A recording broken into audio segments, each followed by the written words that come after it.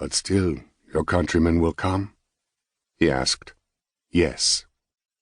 "I pray it will be in time." "So do I." "And you, sir, what do you do in Paris?"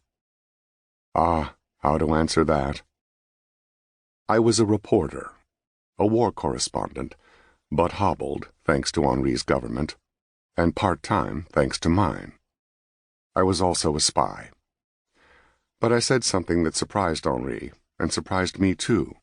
"Je suis poilu." I did not know how to explain, other than to lift my arm and tap myself on the heart. I hoped he could see the gesture. I am a poilu. The public, everyone in France, called the French infantryman le poilu, the hairy man. As a reporter of wars, I'd known a great many hairy men under various flags in my life. I did see the gesture, or he already understood. "We must all be poilus," he said. "Yes," I said, emphatically. "Bien oui. Your boys will hold on. I am sure of this." "Vive la France," Henri said, almost in a whisper.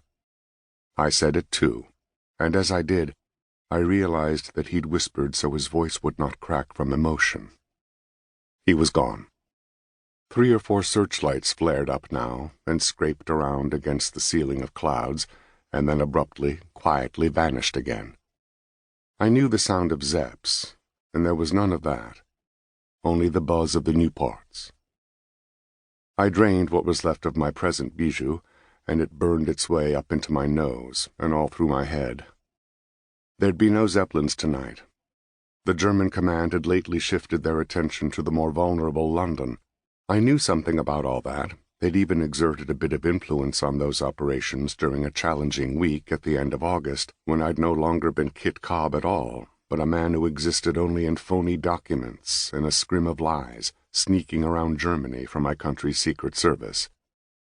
I'd done well enough that I'd been able to insist on a couple of months' break from being a spy, so I could be who I really was, as if that were actually possible in this wretched war.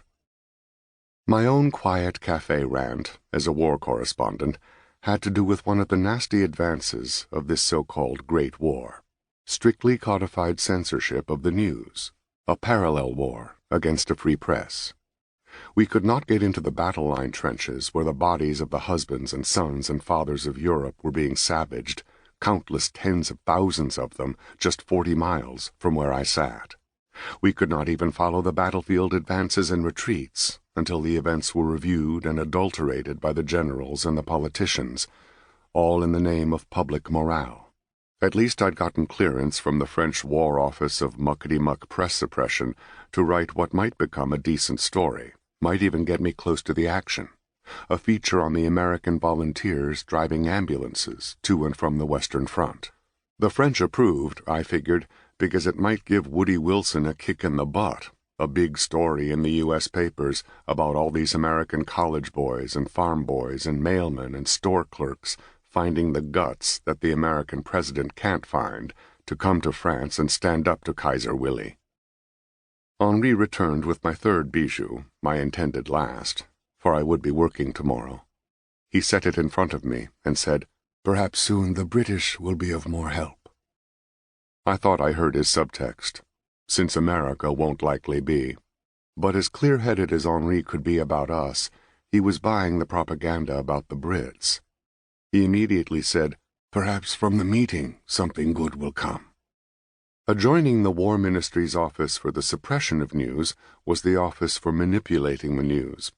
These mugs were doing a lapel-grabbing sales job about a meeting in Paris in a week and a half. General Joseph Joffre and General Archibald Murray, the chiefs of their respective general staffs, were coming to a local hotel. Old Archie, as he was called, was the third such chief since the beginning of the war, and the Brits still hadn't gotten their act together, short on artillery shells, short on men, doing little enough in the war to worry the hell out of the French. But Henri was hopeful, the power of the press, even if it was in the back pocket of a government. "Let's hope," I said to him. I figured Henri had his unspoken doubts, however, as he had no further hopeful words to add beyond, "Enjoy your drink, Monsieur Cobb."